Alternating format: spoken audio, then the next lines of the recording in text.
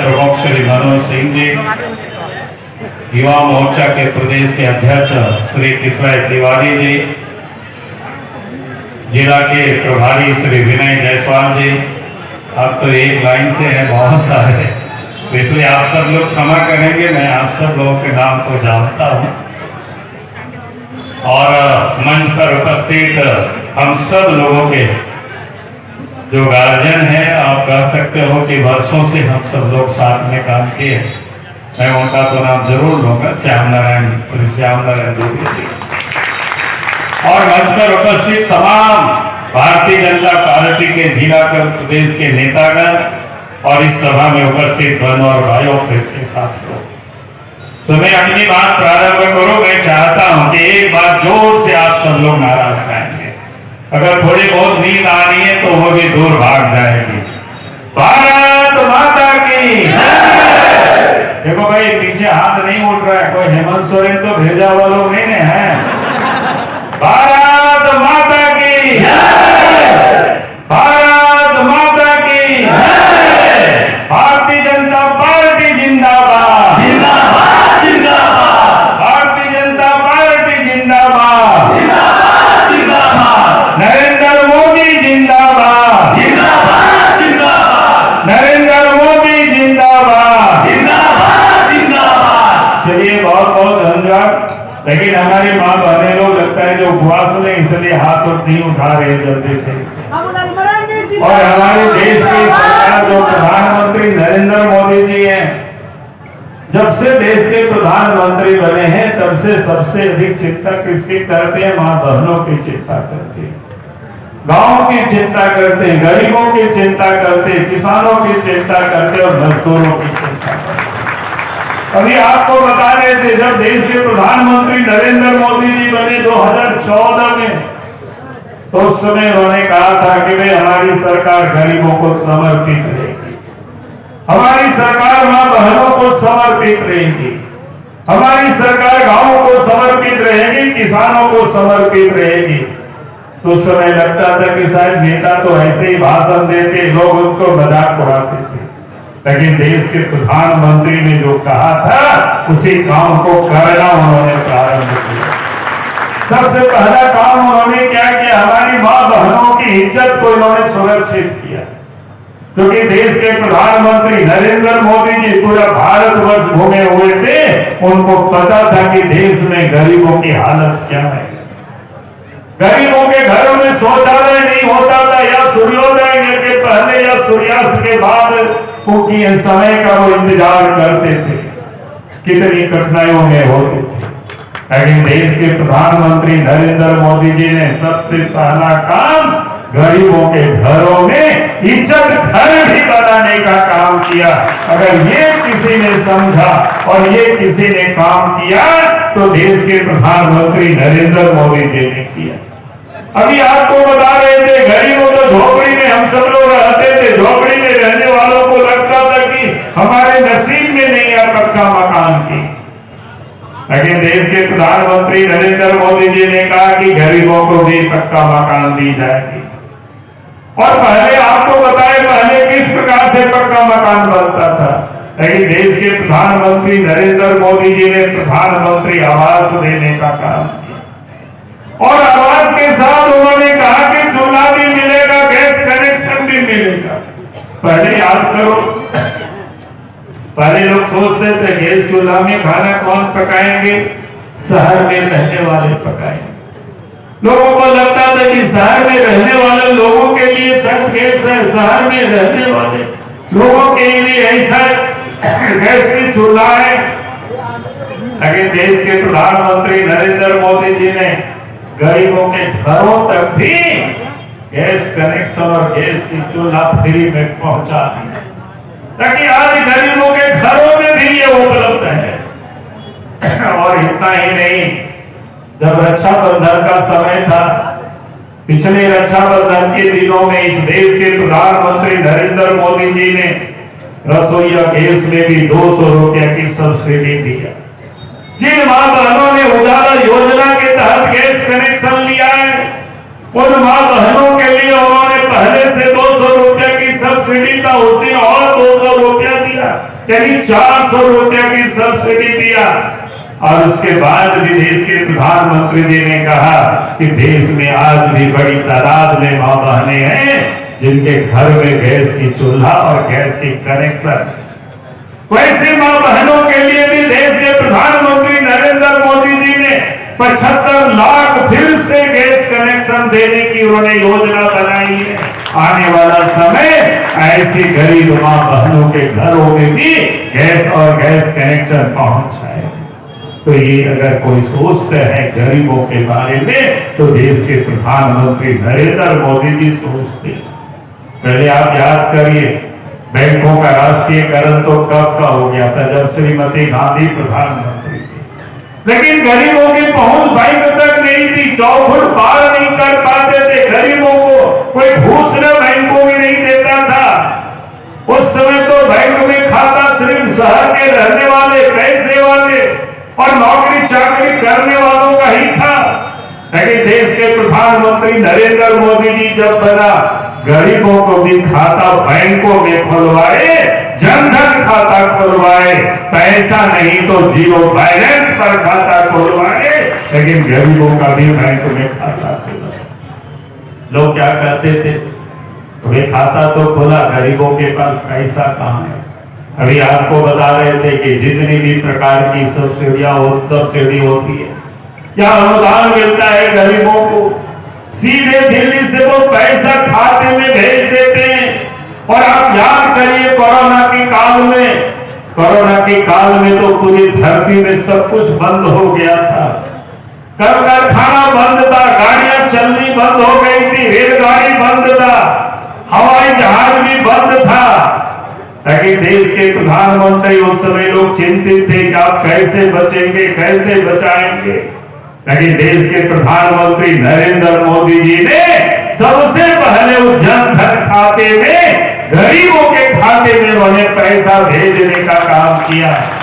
और उसके बाद इस देश के 80 करोड़ की आबादी को फ्री में प्रत्येक महीना 5 किलो अनाज भी देने का काम कर रहे हैं। तो ये है नरेंद्र मोदी जी, ताकि कोई गरीब के बच्चे भूखे नहीं रहे, इसकी भी वो चिंता करते। देश के प्रधानमंत्री आप सोचिए 80 करोड़ की आबादी, अमेरिका की आबादी, यूरोप की आबादी, दोनों महाद्वीप की आबादी को आप मिला देंगे तब वो 80 करोड़ की आबादी होती है। और देश के प्रधानमंत्री नरेंद्र मोदी जी ने तो उतनी लोगों को अनाज पहुंचा दिया। और उसके साथ साथ क्या हुआ कि पहले गरीब बीमार होते थे, अच्छे अस्पतालों में उनका इलाज नहीं होता था, उसके इलाज के लिए भी देश के प्रधानमंत्री ने चिंता की। और उन्होंने क्या कहा कि अब हर गरीब को आयुष्मान कार्ड उनको मिलेगा, स्वास्थ्य बीमा का लाभ मिलेगा, ताकि 5 लाख रुपया तक की उनको बीमा होगी। अच्छे से अस्पतालों में 5 लाख रुपया तक की वो इलाज करा सकते हैं। अगर ये सुविधा किसी ने कोई उपलब्ध कराई तो देश के प्रधानमंत्री नरेंद्र मोदी जी ने उपलब्ध कराई। लेकिन अब अफसोस के साथ कहना पड़ता है कि झारखंड में गरीबों के पास आज भी वो क्या कहते हैं, आयुष्मान कार्ड लोगों तक नहीं पहुंचा है। मैंने लोगों से कहा, हेमंत सोरेन जी से भी कहते कि भाई आपको मौका मिला है एक घर में आप आयुष्मान कार्ड पहुंचा देना और उनकी इलाज की समुचित व्यवस्था करना। अगर इस सरकार ने नहीं किया तो 2024 में जब झारखंड में भारतीय जनता पार्टी के नेतृत्व में सरकार बनेगी तो ये जो अफसर है, ये जो कर्मचारी है, आपके घर घर आकर के, गरीबों के घर में आकर के आयुष्मान कार्ड भी पहुंचा दिया जाए। ये लोग चिंता करेंगे आपकी इलाज कैसे होगी, कहां होगी, अच्छे ढंग से इलाज हो। यही मैं आज आप सबसे कहने के लिए, बताने के लिए आया हूं। इसलिए मैं आज सभी भाई और बहनों से यही कह रहा हूं, आज आप देखते किसानों के खाते में भी देश के प्रधानमंत्री साल में 6,000 रुपया भेजते। झारखंड की हेमंत सोरेन की सरकार उसमें भी अरंगा डालते कि उसके जो समस्याएं आती है, किसान जो कि कई फसलों में बढ़ गए हैं, लेकिन सरकार को इन समस्याओं का समाधान करनी चाहिए। आज पलामू के जैसे जिला में तो 2 वर्षों से बारिश नहीं हो रही, अकाल सुखाड़ की स्थिति है, और जहां थोड़ा बहुत हुआ किसी के पास धान तो लोगों ने बेचा तो उसका पैसा भी समय पर नहीं मिलता है, और साथ ही लोग इंश्योरेंस कराता है तो बीमा का लाभ भी पलामू के झारखंड के किसानों को ठीक से मिल नहीं पाता है, क्योंकि सरकार को इसकी कोई चिंता नहीं है। इसलिए भाई और बहनों में आप सबसे यही निवेदन और यही अपील यही कहने के लिए मैं आया। और आज देखते हो जब से झारखंड में हेमंत सोरेन के नेतृत्व में सरकार बनी है, उसी समय से कहते रहा, नौजवानों को धोखा देते रहा, ठगते रहा। उन्होंने विधानसभा में कहा कि हमारी सरकार रोजगार देंगे, रोजगार नहीं तो बेरोजगारी भत्ता देंगे, लेकिन आज तक ना रोजगार दिया ना बेरोजगारी भत्ता दिया, बल्कि प्रत्येक साल कहता है ये साल नियुक्ति वर्ष रहेगा। 2020 समाप्त हो गया, 2021 समाप्त हो गया, 2022 समाप्त हो गया, अब 2023 भी समाप्त होने को है, लेकिन कोई नियुक्तियां नहीं हुई। और थोड़े बहुत देखते कहीं वो नियुक्ति पत्र बांटते हैं हाई स्कूल के टीचरों का, कहीं वो नियुक्ति पत्र बांटते हैं पंचायत सेवक VLW का, तो उसकी सबकी सब परीक्षा पिछले रघुवर दास जी की सरकार में ही सब हो गया था, और किसी कारण मैंने विलंब थोड़ी सी हो गई तो सरकार बदल गई। अब उसी को वो भी तब बांट रहा है जब वो नौजवानों को हाई कोर्ट से लेकर के सुप्रीम कोर्ट तक दौड़ लगानी पड़ी, और उसी को वो बांट रहे, अपने तो इन्होंने कुछ किया नहीं। अभी यहाँ बैठे हुए थे, अरुणा जी बता रही थी भाई पेयजल की यहाँ समस्या है, दूसरी फेज का वो तो कहीं शुरू ही नहीं हुआ, जबकि पहले सब रिपोर्ट तैयार करके सरकार को भेजा गया है। और ये जानकारी मिली कि 4 तारीख को पलामू ईडी ने वहां नोटिस दिया था, वहां हाजिर नहीं हो रहा था, भाग करके पलामू आए थे, और एक मेगा क्या कहते हैं डेयरी प्लांट के उद्घाटन के लिए, तो वो भी अभी आपको आलोक जी बता रहे थे कि 2016 में ही उसका शिलान्यास हुआ था, अर्थात काम भी जब प्रारंभ हुआ था इसकी तो रघुवर दास जी की सरकार ने की थी, तो इनका उसमें कोई क्रेडिट नहीं था, बल्कि वो रांची से भाग करके आए थे पलामू और ये उद्घाटन कर रहे थे। और इसलिए मैं सब लोगों से यही कहने के लिए आया। और आज आप जो भी झारखंड में विकास का काम देख रहे हैं, ये हेमंत सोरेन के हाथों विकास नहीं हुआ, कांग्रेस के कारण विकास नहीं हुआ। अगर आज विकास का काम हो रहा है तो भारतीय जनता पार्टी के कारण हो रहा है। अब याद करिए इस प्रदेश में झारखंड बना है, किसने बनाया? हेमंत सोरेन जी कहते हैं कि हमारे बाबूजी अलग लड़ के लड़ाई लड़े थे। हमने कहा था लड़ तो जरूर रहे थे, लेकिन अलग राज्य के लिए नहीं लड़ रहे थे, दिल्ली में बैठ करके पैसे ले रहे थे, नरसिंह राव से पैसे लिए, कांग्रेस के वोट में खेलते रहे, और उस पैसा के कारण तिहाड़ जेल भी गए। पूरी दुनिया जानती है इस बात को। और झारखंड कब बना? जब 1998 में 1999 में इस देश के प्रधानमंत्री अटल बिहारी वाजपेयी जी बने तो 15 नवंबर 2000 को झारखंड राज्य बना। और झारखंड राज्य बनने के बाद इस आपके पलामू में कितना विकास हुआ। सरकारी कामों की तो अभी आपको यहाँ गिनाए, मैं उसको गिना नहीं रहा हूं, लेकिन प्राइवेट भी अगर आप देखेंगे अनेकों इंजीनियरिंग कॉलेज भी खुला है आपके क्षेत्र में, मेडिकल कॉलेज भी खुला है, हॉस्पिटल भी खुला है, कई एक बीएड कॉलेज भी खुला है, कई एक स्कूल कॉलेज खुला। पहले तो 2000 के पहले यहाँ कहाँ खुला था? आप जरा एक बार नजर दौड़ा के गढ़वा से लेकर के पलामू तक दौड़ा करके थोड़ा देखें।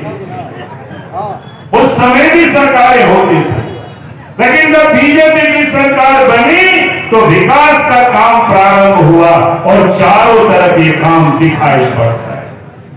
कई लोगों से कहता हूं, यहाँ बूढ़े बुजुर्ग सारे लोग खड़े बैठे हुए हैं। हमें याद है शायद 92 में श्याम नारायण जी चुनाव लड़ रहे थे, उस समय हम राजनीति में नए रंग रूप आए हुए थे। तो पूरे समय, उस समय तो 14 दिन नहीं, हमको लगता है लंबा समय तक होता था। तो हम लोग गढ़वा क्षेत्र में कैसे घूमते थे तो मुझे पता है। मैं क्या कह रहा था कि पहले गांव तक आने जाने की सड़कें नहीं हुआ करती थी। लोग मेला जाते थे, हाट बाजार जाते थे, पैदल जाना पड़ता था। यहाँ तक कि शादी में बारात भी लोग जाते थे बहू को लाने के लिए, तो पैदल जाना पड़ता था। कोई सम्राट लोग थे तो बैलगाड़ी लेके लोग जाते थे। बात सही है कि नहीं, बताइए भाई। कांग्रेस ने तो लंबी समय तक राज किया था, उससे पहले राजद ने भी राज किया था जाते बिहार में, लेकिन किसी ने भी गांव की कोई चिंता किया? लेकिन देश में जब बीजेपी की सरकार बनी और प्रदेश में भी जब बीजेपी की सरकार बनी, तो अभी जिस प्रधानमंत्री ग्राम सड़क योजना की चर्चा हो रही थी, गांव गांव तक सड़कें भी पहुंचाने का काम किया गया, नदी नाला में पुल पुलिया भी बनाने का काम किया गया। अब तो कितना आनंद है, लोग पैदल अब मेला भी नहीं जाते, हाट बाजार भी नहीं जाते, शादी में पैदल जाने की बात तो दूर की बात है। अब तो सब बस से जाते, वो भी चकाचक बस से जाते। बात सही है कि नहीं, बताइए। अगर ये काम कुछ नहीं किया, मोदी जी ने किया, बीजेपी की सरकार ने किया, क्योंकि बीजेपी की सरकार जब बनती है तो विकास का काम करते हैं, बाकी लोगों की सरकार जब बनती है तो भ्रष्टाचार करते हैं, लूटते हैं। उन लोगों को कोई मतलब नहीं होता है विकास से। देश के प्रधानमंत्री नरेंद्र मोदी जी कहते हैं जो सुविधाएं आज रांची में, जो सुविधाएं दिल्ली में, वो सुविधाएं गांवों तक भी हम पहुंचा देंगे। और उस काम में देश के प्रधानमंत्री नरेंद्र मोदी जी लगे हुए। पहले गांव के लोगों ने बिजली का दर्शन भी नहीं किया था। बात सच है कि नहीं, बताइए। बीजेपी की सरकार बनी तो गांव तक बिजली पहुंच गई। मैं तो आप ही के प्रमंडल की घटना लोगों को बताता हूँ, सब जगह बताता हूँ। जब हम मुख्यमंत्री हुआ करते थे, एक बार एक रात को बेतला में रुके थे और बेतला से बिरुआ की बाई रोड हम बेतलाहाट जा रहे थे, कुछ मीटिंग उटिंग बेतला करके। तो महुआडांड बीच में पड़ता है। महुआडांड बड़ी शिक्षित गांव है, इलाका है, आप सब लोग जानते होंगे। वहां आदिवासी लोग रहते हैं, काफी पढ़े लिखे, नौकरी चाकरी अफसर भी है, रिटायर्ड है, सब प्रकार से। कहने का मतलब वो शिक्षित ब्लॉक है। नौजवानों ने हमारी गाड़ी को रोक दिया, हमसे पूछा कि हम रोका तो हम गाड़ी से उठ गए। हमने कहा कि भैया तुम लोगों ने रोका क्यों? बोला कि सर ब्लॉक बहुत पहले बन गया, लेकिन हमारे ब्लॉक में अभी तक बिजली नहीं पहुंची है, आप बिजली पहुंचा दीजिए। हम लोग इसीलिए आपकी गाड़ी को रोके। हमने कहा कि यहाँ कहाँ बिजली आई, आगे पीछे बता दो। बता दिया लोग। हमने कहा कि रुक जाओ, 3 महीना में आपके महुआडांड ब्लॉक हेडक्वार्टर में बिजली आ जाए। फिर हमारी गाड़ी को लोगों ने छोड़ दिया। फिर हम चले गए, अफसरों को मैंने कहा कि वहां बिजली 3 महीना में पहुंचाना है। फिर अफसरों ने दिन रात मेहनत किया, लग करके बिजली वहां पहुंचा दी। और हमसे फिर अफसरों ने कहा कि सर बिजली पहुंच गई, थोड़ा स्विच ऑन कर दीजिए। एक दिन चलिए, फिर हेलीकॉप्टर से पहुंचे, वहां उतरे, फिर नौजवानों ने किया, बोला कि हम लोगों की बात सुन लीजिए पहले, तब स्विच ऑन करिएगा।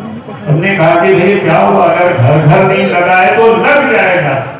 तो बोला कि नहीं, एक आदमी करंट से मर गया है। तो हमने कहा कि करंट कैसे मरा? पहले तो हमें थोड़ा गुस्सा आया था, लगा कि अफसरों ने लापरवाही किया होगा। हम पूछे कि कैसे मरा बताओ? बोला कि सर पता नहीं था, उनको लगा कि बिजली कैसे लगता है छूने से, इसलिए वो खंभा में चढ़ करके छोड़ दिया। अब बताओ, ये हालत थी झारखंड की गांव की, छोड़ दीजिए ब्लॉक हेडक्वार्टर की, जहां तक लोगों ने बिजली नहीं देखा था। अगर कांग्रेस पार्टी ने इतने वर्षों तक इस देश में राज किया था और उन्होंने कभी गांव की वो चिंता नहीं की है कि गांव के लोग भी बिजली का दर्शन कर सके। अगर इसकी किसी ने चिंता की तो बीजेपी ने की, नरेंद्र मोदी जी ने किया। और इसलिए मैं आज अक्सर लोगों से यही कहने के लिए आया हूं कि आज जो विकास का काम आप देख रहे हैं, ये बीजेपी की सरकार के हाथों ही हुआ है, दूसरा किसी ने कोई किया नहीं है विकास की।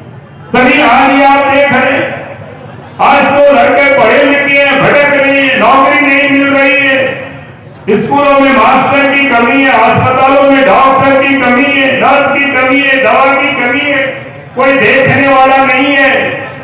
हेमंत जी, आप तो चाहे तो आप बहाल कर सकते हो, लेकिन उनको कहाँ चिंता है गरीब के बच्चे भी पढ़े।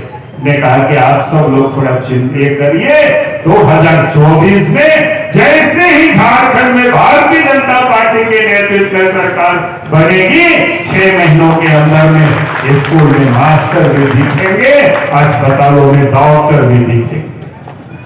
यही नहीं कहने के लिए आज आपके बीच में